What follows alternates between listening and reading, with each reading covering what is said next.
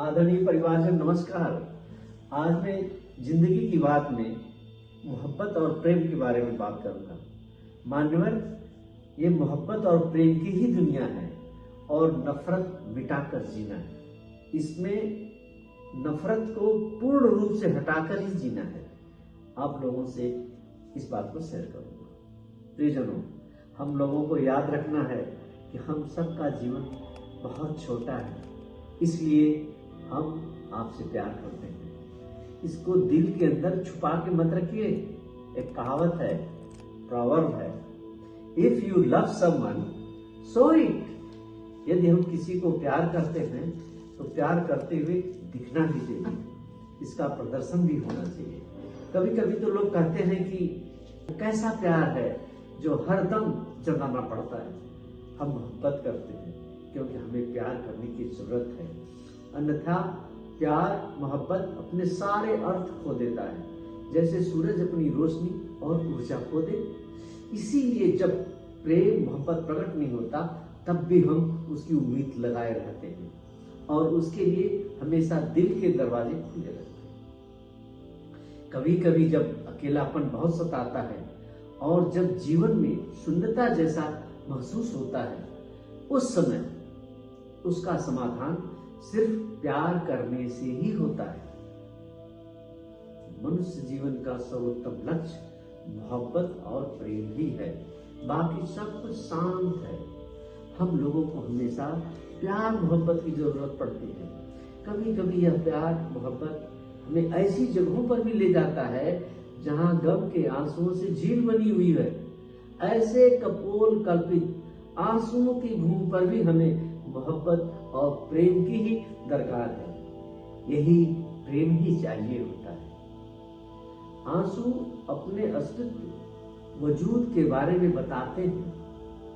कभी कभी हमें लगता है कि जितना रोना चाहिए उससे ज्यादा तो रो चुके हैं, फिर भी आंसू नहीं रुकते हैं। वेदनाओं का प्रकटीकरण ही आंसू है। और जब हमें विश्वास हो जाता है यह असीम दुख हमेशा के लिए रहना है, यह दुखों की घाटी बहुत बड़ी है, बहुत लंबी है, इसी के साथ जीवन जीना है तो आंखों से आंसू आना बंद हो जाता है। कभी कभी पति या पत्नी या अपने किसी अजीज के मौत के बाद पत्नी पति के रोने बिलखने के कुछ समय बाद आंसू आना बंद हो जाता है। वह गहन पीड़ा में डूब जाती है या डूब जाता है। हमारे ग्रामीण समाज में प्राय यह कहा जाता है कि प्रकृति उसके दिल पर सीने पर पत्थर रखकर यह असहनीय दाग दुख देती है, उसके बाद भी उसे जिंदगी जीनी पड़ती है। सोचने विचारने पर पीड़ित को एहसास हो जाता है कि जिसने उसे छोड़ा वो प्रकृति का सूरज अपने साथ नहीं ले गया है, या अंधेरा ही अंधेरा नहीं छोड़ गया है, बस वह दुनिया छोड़कर चला गया है। इसके साथ ही प्रकृति के साथ जीने की आशा भी बनी हुई है। इंसान का इंसान के साथ लगाव, प्रेम, मोहब्बत ही उसे जीवन जीने का आधार देता है। तभी तो जिंदगी है। इसलिए प्रेम मोहब्बत न करने से बेहतर है कि प्यार मोहब्बत ही प्रेम ही किया जाए। और प्रकृति यदि उसे छीन लेती है तो उस पर कोई बस नहीं है। लेकिन जिंदगी में हर तरह से प्यार मोहब्बत का ही होकर रहा जाए। हम कई बार उनकी तरह हो जाते हैं जिनकी तरह होना नहीं चाहते। अगर सचेत न रहे, जागरूक न रहे तो यह इतने स्वाभाविक तौर पर होता है कि हमें पता भी नहीं चलता। प्रसिद्ध मनोवैज्ञानिक पीयर विल्सन का कहना है कि हमारे दिमाग में वे बातें स्वाभाविक तौर पर बैठ जाती हैं जो हमें भले पसंद न हो, लेकिन जिनको हम बार बार अपने दिलो दिमाग में दोहराते रहते हो। यह दोहराव जितना ज्यादा होता है उन बातों का हमारे स्वभाव का हिस्सा बनने के आसार उतने ही अधिक हो जाते हैं। यह बहुत ही प्रैक्टिकल है। यह अक्सर देखने में आता है कि अगर सामने वाले ने आपका अपमान किया, आपके साथ दुर्व्यवहार किया, तो उससे संबंधित नकारात्मक ख्यालों को हम रोजाना दोहराते रहते हैं। हम समझते हैं कि हमें वह दुखी कर रहा है, जबकि ऐसा हम खुद कर रहे होते हैं। हम उसकी नफरत को इतना जीते हैं और उसी में डूबे रहते हैं कि खुद भी नफरत करने लग जाते हैं। जर्मन कवि और नाटककार बर्तोल्ट ब्रेख्ट जो राजनीति में जनता के लिए व्यंग्य का उपयोग उनकी खुशी के लिए करते थे, जनता की खुशी के लिए करते थे। वह हर खराब व्यवस्था के बदलाव के हिमायती थे, लेकिन इसके लिए वह उस बुरी व्यवस्था से जुड़े किसी भी व्यक्ति से नफरत को गैर जरूरी मानते थे। उनसे नफरत करना जरूरी नहीं होता था। उन्होंने लिखा भी, अन्याय के प्रति घृणा भी इंसान के चेहरे को तो विकृत ही करती है, लेकिन अपने देखने के तरीके को बदलकर चेहरे को विकृत करने से बचाया जा सकता है।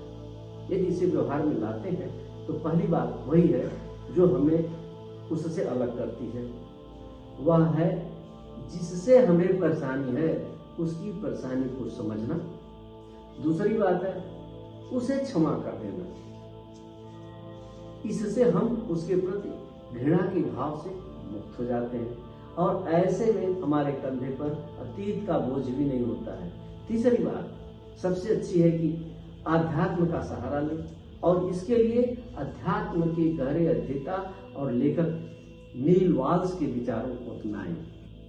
आध्यात्मिक लेखक नील वाल्स कहते हैं कि ईश्वर कभी किसी को माफ नहीं करता और न ही कभी करेगा, क्योंकि वह ईश्वर किसी पर फैसले नहीं सुनाता।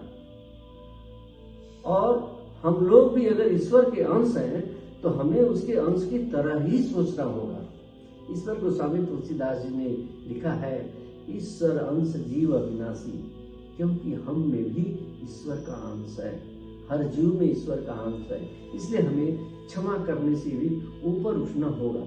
यह काम आसान नहीं है, इसके लिए विचारों में परिवर्तन करना सीखना होगा, धैर्य और शांत रहना सीखना होगा। ध्यान और योग का सहारा एक व्यवहारिक उपाय है। प्राणी से प्राणी का प्रेम भाव सर्वोच्च रखना होगा। सहानुभूति और करुणा जो मानवीय गुण है उसका विस्तार करना होगा, जिसके लिए इंसान को हमेशा सहयोग की भावना रखकर हमेशा सहयोग करना ही एकमात्र उपाय है, जिसे जिंदगी में प्रतिक्षण करना होगा। यही मोहब्बत की प्रेम की बुनियाद है। इस दुनिया के हर इंसान को ऐसी ही मोहब्बत और प्यार की दुनिया में जीना है। जय हिंद, जय भारत की हो। नमस्कार।